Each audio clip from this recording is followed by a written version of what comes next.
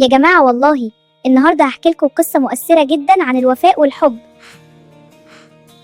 لو عايزين تعرفوا ايه اللي حصل في القصة دي اضغطوا لايك واشتركوا في القناة حالا يا أحباب، متسيبونيش أكمل لوحدي. كنت عايش في بيت دافي وحلو قوي مع صاحبي الطيب. كنا بنلعب ونرقص ونضحك مع بعض كل يوم. كان بيحضني كل ليلة ويديني أكل حلو قوي. استنيته أيام كتير وهو مرجعش. قلبي كان بيوجعني من الزعل والقلق عليه. ما قدرتش استنى أكتر، قررت أخرج أدور عليه. خرجت في الشوارع لوحدي رغم الخوف اللي جوايا. المطر نزل بقوة والجو برد قوي وأنا مبلول.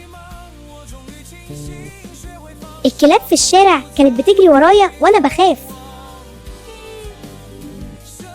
جعت قوي وتعبت من المشي والتعب. بس فجأة اتذكرت حب صاحبي وقدرته على الشفاء، فقررت أكمل. أخيراً وصلت للمستشفى بعد رحلة طويلة.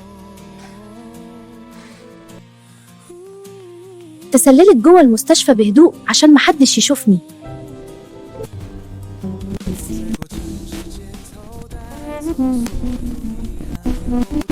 حضنته بكل حنان وهو ابتسم ودموع الفرحة نزلت.